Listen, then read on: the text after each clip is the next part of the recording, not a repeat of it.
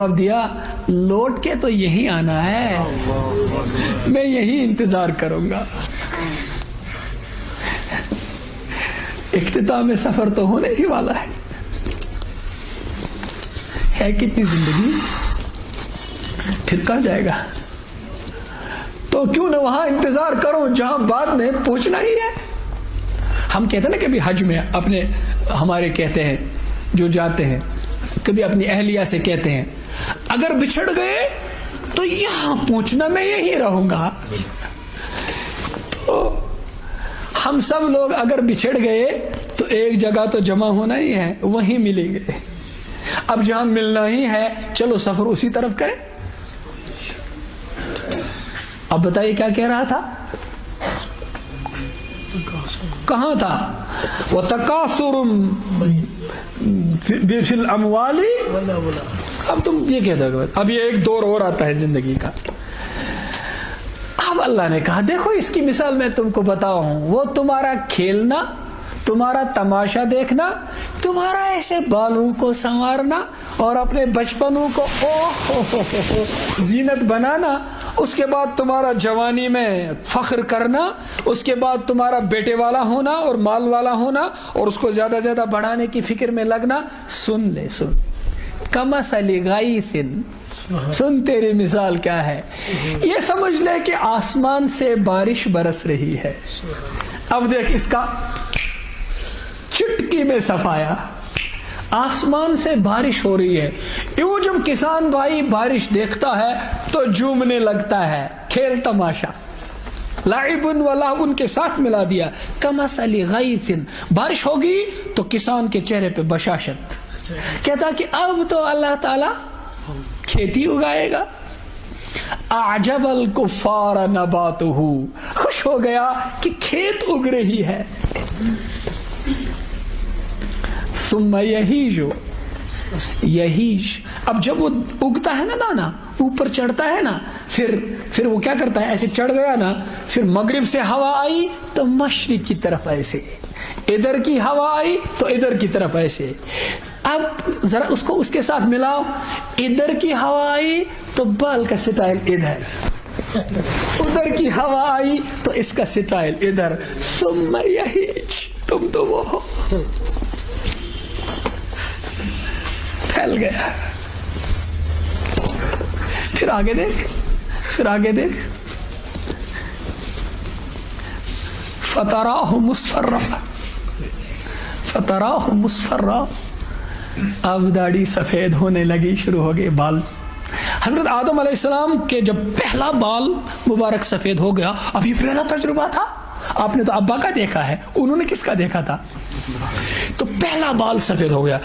یا رب ما ہذہ، پروردگارا یہ کیا ہے؟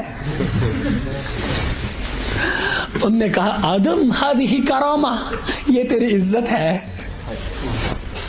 یہ تیری عزت ہے، ہذہ کرامہ، یہ تیری بزرگی ہے۔ انہوں نے کہا رب زدنی کرامہ، ربا میری بزرگی بڑھا دے۔ ہم تو اس پہ کچھ اور چڑھاتے ہیں، تو دھوکے میں کیوں پڑتا ہے؟ اپنی کرامت کو بڑھا۔ لوگ بوڑھے ہو کر بھی اپنے کو دھوکہ دیتے، میں ابھی بوڑھا نہیں، میں بوڑھا نہیں، یہ دیکھ میں کون ہوں۔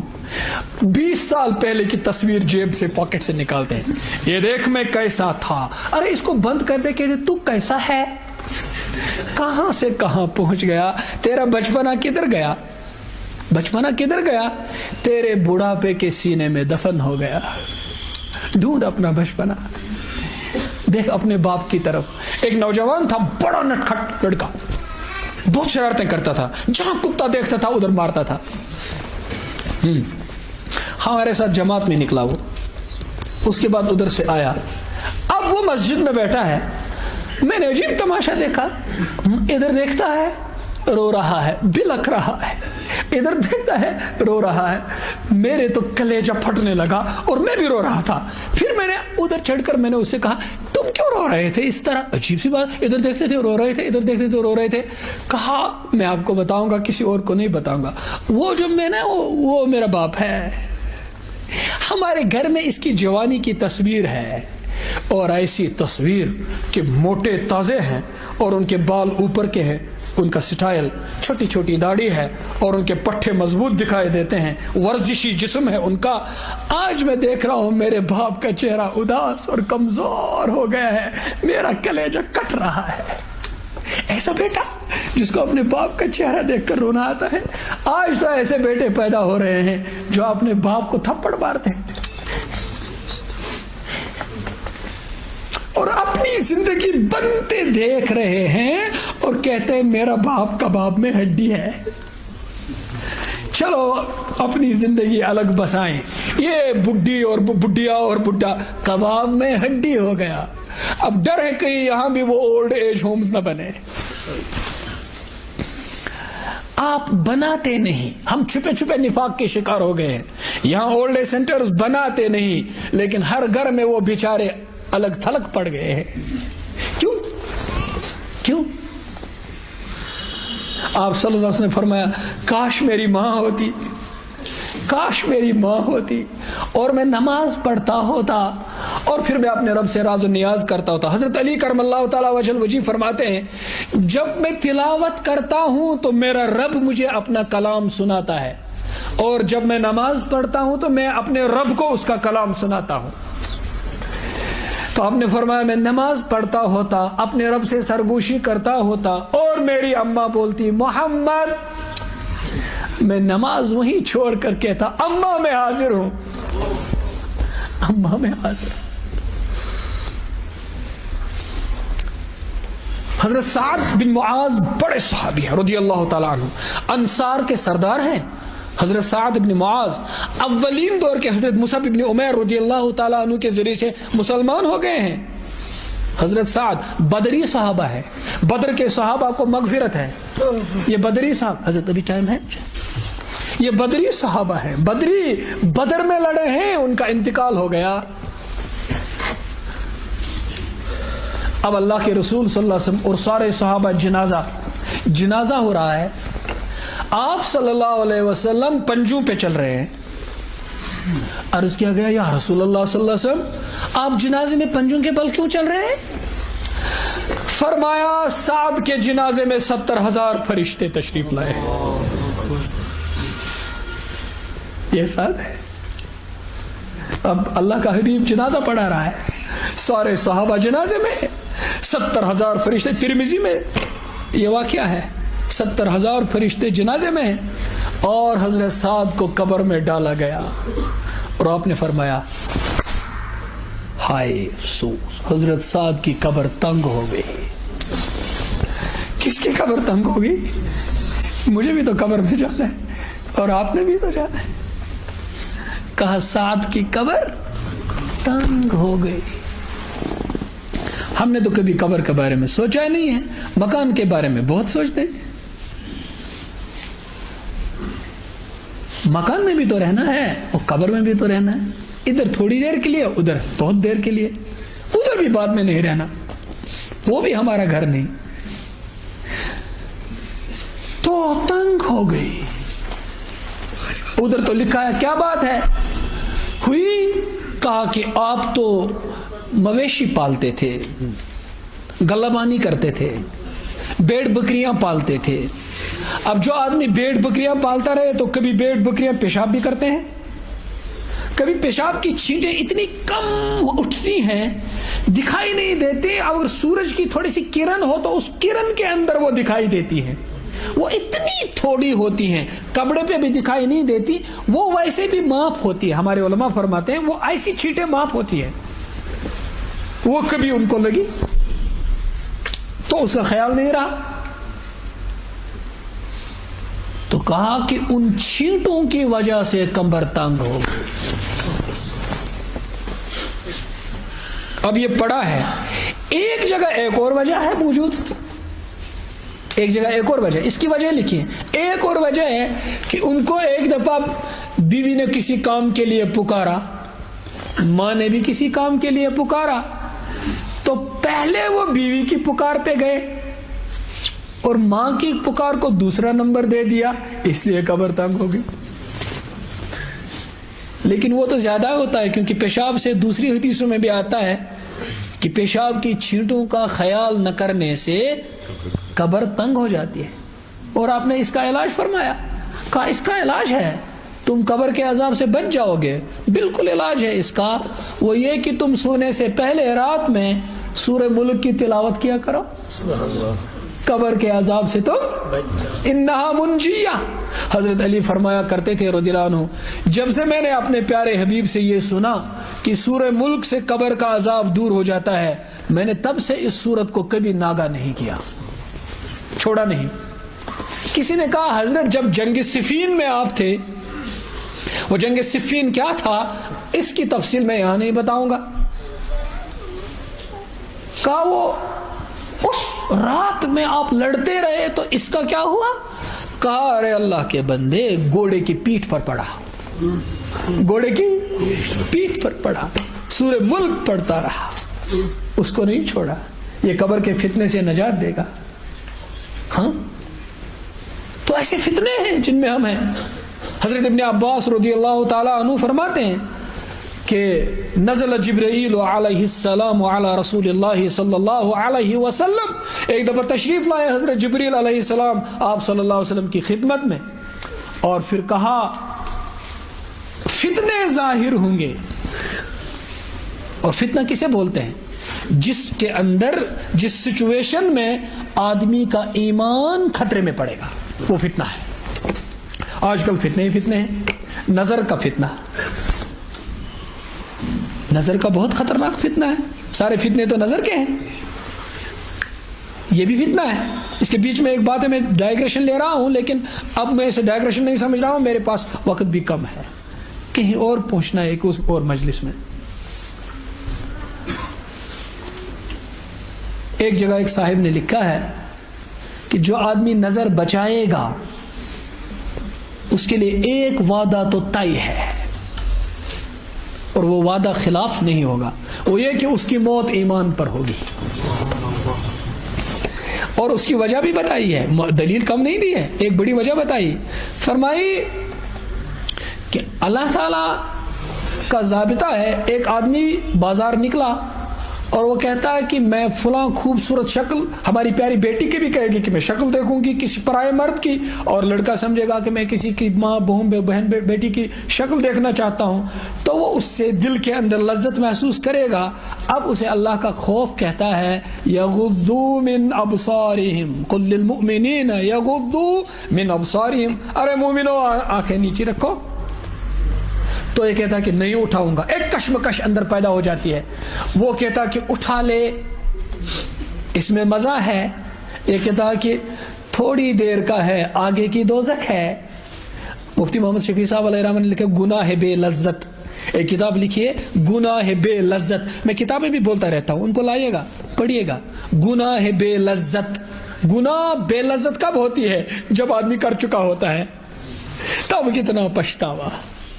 تو اب یہ کشمکش ہوگی تو اس نے روک دیا اپنے کو اور نہیں دیکھا، نظر نیچے کی، تو اس کے اندر زلزلہ ہو گیا۔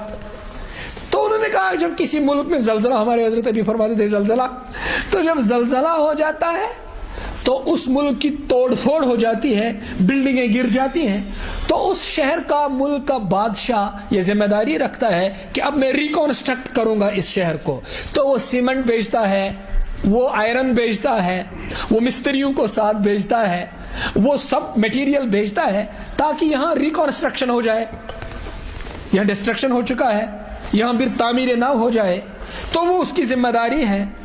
اب تیرے دل کے اندر اللہ کے حکم نے زلزلہ کر دیا، تم نے نظر بچائی تو اندر تیری خواہشات کا اور حکم خدا کا اور خوف خدا کا ٹکراؤ ہوا اور زلزلہ ہو گیا، دل کی تمنائیں چور چور ہو گئی، جوانی کی سرمستیاں ٹوٹ گئی، تو اندر زلزلہ ہو گیا۔ اب اللہ کہتا ہے کیا بادشاہ اپنے ٹوٹے پھوٹے شہر کو ریکنسٹرکٹ کرے؟ میں تیرے ٹوٹے دل کو ریکنسٹرکٹ کرنا نہیں جانتا، میں نہ کروں، میں تو بادشاہوں کا بادشاہ ہوں۔ تو انہوں نے کہا اب ریکنسٹرکشن کے لیے کیا میٹیریل آتا ہے اس مومن کے دل کے لیے، اس جوان کے دل کے لیے؟ تو کہا اب اللہ ڈالتے ہیں اس کے دل کے اندر اپنی معرفت کا میٹیریل، اپنی معرفت، اپنی پہچان، اپنا تعلق اور ایسی لذت. شام کو کہتا ہے واہ واہ شکر اللہ کا میں نے بچا لیا اپنے کو. اب جو نماز میں لذت آئے گا تو ایک دن میں نعمت جو دنیا میں ملے گی نظر بچانے سے، وہ اس رات میں تہجد پڑھنے کی توفیق ملے گی. کہتے ہیں تہجد کی توفیق کس کو ملے؟ جو دن میں نظر بچائے، جو دن میں نظر بچائے. جس کی آنکھ نہ بچے وہ تہجد نہیں پڑھ سکے گا. اور آخر میں کیا ہوگا؟ موت ایمان پر ہوگی. کیوں کہا ان المعرفت اذا دخلت قلبا لا تدخل منه ابدا. کہ معرفت کی یہ صفت ہے جب ایک دفعہ کسی دل کے اندر گھس جاتی ہے تو آخری دم تک اس دل سے نکلتی نہیں. اب نظر بچانے پر معرفت آ گئی، اللہ کی محبت آ گئی، اب یہ محبت موت تک دل سے نکلے گی. ایک کشمیری شعر سنو شیخ العالم کا کہ اس کے بغیر تو میرا جی ہی نہیں کرتا. انہوں نے ایک جگہ کہا ہے صاحبو لاگئی والوشی. والوش کس لاگا تاکہ رٹن بہ خدا اس کیا والوش لاگو. صبح پاس ٲخرس لاگئی دلچ والوش. دل تھاوے بہ ژے برونٛٹھ کن آیتن وُیت میں دلس مز کیا میں نے اغیار سے دل کو خالی. ہر تمنا دل سے رخصت اب تو آ جا، اب تو خلوت ہوگی. تو دل سے یہ ساری شکلیں نکال دو. آگے صاحبو لاگئی والوشی میں سچونی عشی آؤ کہ مجھے تیرا شوق ستا رہا ہے. اب میں نے ساری دنیا سے محبت کی، سب نکلی نکلے، اب میں تیرے سے محبت کرنا چاہتا ہوں. سب کو چھوڑ دیا، اب مجھے تو اپنا بنا. یمو ژے پتہٕ دۄہ کوٚر نٲشی تِہُنٛدُے بنیاکھ عٲشی ناو. یمو ژے پتہٕ دۄہ کوٚر نٲشی، دۄہ کے معنی ہے جوانی، جنہوں نے ساری جوانی تیرے پیچھے لگا دی، تیرے دین پہ لگا دی. تجھے چاہا ساری زندگی اور جوانی میں تیری معرفت حاصل کی. تہندی بنیاک عٲشی ناو. عٲش ناو گو سُے یُس وقت وز عٲش کرنائے، یُس مصیبت وز عٲش. اب تو میرے لیے سب سے بڑی مصیبت کا وقت ہے، میری موت کا وقت. اب تہندی بنیاک عٲشی ناو، اب تو میرا عٲش ناو، اب بن مجھے، اب تیری ضرورت ہے. تو موت کے وقت وہ دستگیری کرے گا. جس قبر میں ہم نے جانا ہے، ایک واقعہ بتا دوں گا ابھی ختم کر رہا ہوں. حضرت زینب رضی اللہ تعالی عنہ ہمارے پیارے رسول صلی اللہ علیہ وسلم کی بڑی بیٹی صاحبہ ہیں، بڑی دختر مبارکہ. ان کے شوہر مسلمان نہیں ہوئے تھے. ابو العاص جب ہجرت ہوئی تو یہ دونوں میاں بیوی مکے میں رہے. جب بدر کا واقعہ ہوا تو کفار مارے گئے 70 سے آس پاس، تو اتنے ہی قید ہو گئے. اور یہ جو ابو العاص صاحب ہیں ہمارے پیارے حبیب صلی اللہ علیہ وسلم کے داماد، یہ تو ان کی طرف سے لڑنے آئے تھے، کافروں کی طرف سے، یہ بھی قید ہو گئے. اب وہاں مشورہ یہ ہوا کہ جس کے پاس پیسہ ہوگا تو وہ فدیہ دے گا اور ہم اس کو چھوڑ دیں گے. جس کے پاس نہیں ہے، پڑھا لکھا ہوگا، تو مسلمانوں کے 10 بچوں کو پڑھنا لکھنا سکھائے اور اس کو بھی چھوڑ دیں گے. اب یہ ابو العاص صاحب، ان کے لیے تو مال چاہیے، مال دیں گے تو جان چھوٹے گی. ان کے گھر میں تو ہمارے آقا و مولا صلی اللہ علیہ وسلم کی دختر مبارکہ ہیں، ان کے گھر میں تو وہ ہے. جب ان کا نکاح ہوا تھا تو ہماری اماں حضرت خدیجۃ الکبریٰ رضی اللہ عنہا نے اپنا ایک ہار ان کو دے دیا تھا تحفے میں. اپنی طرف سے ایک ہار ان کو دیا تھا ہدیے میں. بیٹی تھی، بیٹی کو دیا تھا شادی کے وقت میں. وہ ہار ان کے پاس موجود تھا. تو حضرت زینب نے وہ ہار اپنے ابا کے حضور بھیجا. کہا میرے پاس تو مال نہیں، میرے پاس یہ ہار ہے، میرے شوہر کو رہا کیجیے. جب ہمارے آقا کی نظر مبارک اس ہار پہ پڑی تو آنکھوں سے آنسوں کی بارش شروع ہوگی. کہا میری زینب نے وہ ہار بھیج دیا ہے کہ اس کے شوہر کو چھوڑ دو. تو انہوں نے صحابہ سے مشورہ کیا. کہا میرے صحابہ، میں تم سے مشورہ لیتا ہوں، تم چاہو تو میں زینب کا یہ ہار لیے بغیر اس کے شوہر کو چھوڑنا چاہتا ہوں، میں اخلاق میں اور مروت میں اس کا ہار بھی واپس کرنا چاہتا ہوں۔ تو انہوں نے کہا بسر و چشم، آپ فرمائے تو ہم تو جان دینے کے لیے تیار ہیں۔ تو وہ ہار بھی واپس بھیج دیا اور ان کے شوہر کو بھی واپس بھیج دیا، اور ادھر سے کہا کہ زینب کو بھیج دینا ادھر۔ تو وہ وہاں سے نکلی، ابو جہل ملعون بدبخت نے راستے میں روکا، کہا کہ ایک تو حضرت محمد صلی اللہ علیہ وسلم کی بیٹی ہے اور دن دہاڑے جانے دیں گے؟ تو تیر مارا، وہ گھوڑے سے گر گئی، زخمی ہو گئی۔ کہا کہ رات میں لے جانا اس کو، دن میں نہیں۔ آئی اور بہت دیر تک بیمار رہی، اس زخم سے وہ پھر صحت یاب نہیں ہوئی۔ اس کے بعد اسی زخم سے ان کا انتقال ہو گیا۔ ان کا انتقال ہوا تو قبر کے اندر آپ صلی اللہ علیہ وسلم خود تشریف لے گئے، قبر میں اتر گئے اور حضرت زینب کے ناش مبارک کو اپنے بازو میں لے لیا اور اس کو ایسے قبر میں سلا دیا۔ قبر میں سلا دیا تو یوں چہرہ مبارک صحابہ نے دیکھا، آپ کے چہرے انور پر غم اور اندوہ کے آثار ہیں، غمگین چہرہ مبارک، اداسی ہے، بہت اداسی ہے۔ اس کے بعد آپ نے سر مبارک نیچے کیا اور اس کے بعد سر مبارک اٹھایا تو بشاشت ہے۔ اب صحابہ نے سوال کیا، قربان جائیے، انہوں نے تو کھول کھول کے رکھا دیا۔ کہا اے پیارے حبیب صلی اللہ علیہ وسلم، آپ نے حضرت زینب کو سلایا تو آپ کا چہرہ اداس ہو گیا، کیا وجہ ہے؟ کہا جو ہی میں نے زینب کو قبر کے حوالے کر دیا اس کی قبر تنگ ہو گئی۔ اس کی قبر کس کی؟ ادھر جو آدھی بات رہ گئی تھی حضرت سعد کی، آپ نے پھر تسبیح و تحلیل کی تو ان کی قبر پھر کھل گئی، شکر بھی کیا اللہ کا۔ ادھر کہا ان کی قبر تنگ ہو گئی، پھر کہا میں نے اللہ کے حضور گڑ گڑایا، دعا کی، اب بشاشت ہوئی کہ ان کی قبر کھل گئی۔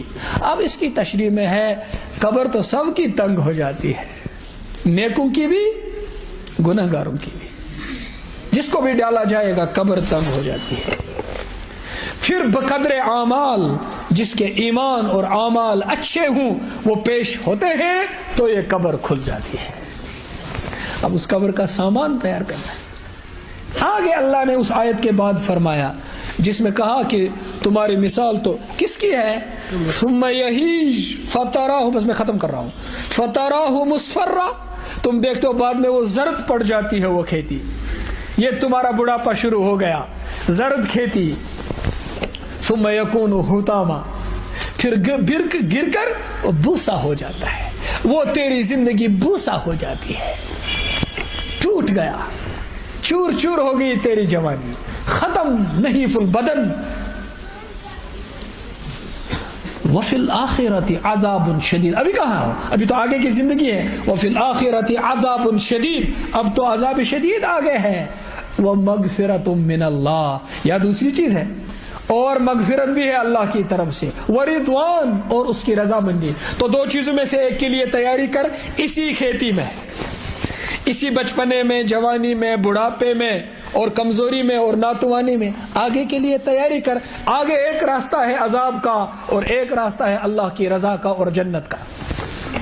وَمَا الْحَيَاةُ الدُّنْيَا إِلَّا مَتَاعُ الْغُرُورِ، اور دنیا تو ہے دھوکے کا سامان، دھوکے کا، اس میں دھوکہ ہے، اس میں دھوکہ ہے، دنیا نے سب کو دھوکہ دے دیا، سب کو دھوکہ دے گئی۔ آگے اللہ کہتے ہیں اب تم کیا کرو گے؟ وَسَارِعُوا إِلَى مَغْفِرَةٍ مِّن رَبِّكُمْ، ارے دوڑو دوڑو، کوشش کرو، جلدی کرو، جلدی کرو، اللہ کی مغفرت کی طرف دوڑو، وہ جو دوسرا راستہ ہے اس کی طرف دوڑو، اللہ کی مغفرت کی طرف دوڑو۔ وَجَنَّةٍ عَرْضُهَا كَعَرْضِ السَّمَاءِ وَالْأَرْضِ، اور اس جنت کی طرف دوڑو اور کوشش کرو اور محنت کرو اور آج ہی سے لگ جاؤ، جس جنت کی چوڑائی زمین و آسمان کی طرح کی ہے۔ وہ کن کے لیے ہے؟ اعدت للذین آمنوا باللہ ورسلہ، وہ ان کے لیے تیار ہے، سور کر تیار انتظار کر رہی ہے وہ جنت جو ایمان لائے اللہ پر اور اس کے رسولوں پر۔ اگر موقع ہوتا یہاں وہ رسولی ہی کیوں نہیں ہے، رسولی کیوں، رسولی ہی کیوں ہے، ہمارے بہت سارے مسائل کا حل اس میں ہے۔ سارے نبیوں پر ایمان، سارے نبیوں پر، بہت سارے قومیں ایمان کی بات کرتے ہیں لیکن کسی نہ کسی نبی کو جھٹلاتے ہیں، تو ان کے لیے جنت کی بشارت نہیں. ایک امت مسلمہ ہے جو سارے نبیوں کو تسلیم کرتی ہے. یہودیوں نے حضرت عیسیٰ کو جھٹلایا, عیسائیوں نے حضرت محمد کو جھٹلایا صلی اللہ علیہ وسلم, سب کفار میں شامل ہو گئے, اور حضرت محمد صلی اللہ علیہ وسلم کے امتیوں نے سب کو تسلیم کر لیا. نجات اسی میں ہے. آپ نے فرمایا اگر آج حضرت موسیٰ بھی ہوتے اور وَأَدْرَكْتُمُوهُ, اور تم حضرت موسیٰ کو پاتے, اس سے ملتے, وَتَرَكْتُمُونِي, اور مجھے چھوڑ دیتے, لَضَلَلْتُمْ, خدا کی قسم حضرت موسیٰ کے پیچھے پیچھے حضرت محمد کو چھوڑ کر حضرت موسیٰ کے پیچھے پیچھے جا کر بھی تم لوگ دوزخ میں چلے جاتے, گمراہ ہو جاتے. وہ تو نبی کے پیچھے پیچھے ہیں, تم لوگ گمراہ ہو جاتے.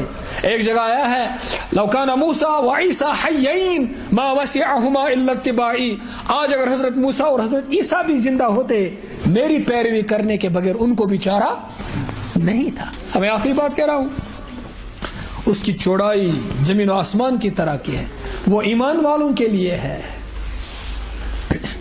اور آگے کیا فرمایا, ذالک فضل اللہ یؤتیہ من یشاء, جس کی جوانی جس کا بچپنا اسی میں گزر جائے یہ اللہ کا فضل ہے, یہ اللہ کا احسان ہے. تو اللہ کا فضل, اللہ کا احسان, اللہ کی منت, اللہ کی دستگیری کس جوان پر ہے؟ جو بچپن سے اللہ کی عبادت میں گناہوں سے بچ گیا. اسی لیے ایک حدیث میں ہے کل عرش کا سایہ اس جوان کے لیے ہے شاب نشأ فی عبادت اللہ. ایک جگہ ہے شاب ترعرع فی عباد اللہ, جس کا بچپنا, جس کی نشو نما, جس کی اٹھان ہوئی اللہ کی عبادت کے ماحول میں. میں آخری بات کہوں گا, مصر کے ڈاکٹر یوسف القرضاوی بڑے اسکالر ہیں, ان کے تفردات بھی ہیں, انڈیویجول اوپینینز بھی ہیں. ان کو چھوڑ کر ان سے ایک کالج کے جوان نے سوال پوچھا, ان سے کہا حضرت میں کالج میں پڑھتا ہوں, 5 وقت کی نماز پڑھتا ہوں, جب کالج جاتا ہوں تو میری نظریں بچتی نہیں اور میرا وضو بھی رہتا نہیں, پھر روتا ہوں, مسجد جاتا ہوں, وضو کرتا ہوں, نماز پڑھتا ہوں اور گڑ گڑاتا ہوں, پھر لوٹ آتا ہوں, پھر اس ماحول میں پھسل جاتا ہوں, پھر مسجد جاتا ہوں, پھر نماز میں روتا ہوں, پھر کالج جاتا ہوں, پھر گر جاتا ہوں, پھر سنبھل جاتا ہوں. تو یہ سنبھلنا, گرنا, گرنا, سنبھلنا میری تقدیر ہے, میں کیا کروں؟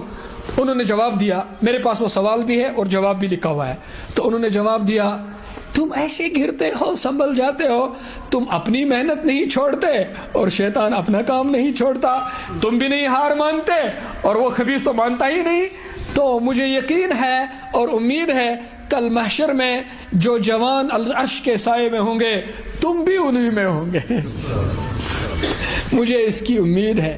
تم گر کر سنبھلنا نہیں چھوڑتے اور وہ سنبھال کر تجھے گرانا نہیں چھوڑتا, تو اس کشمکش میں اللہ تعالیٰ آگے تیری دستگیری چھوڑو مت, چھوڑو مت.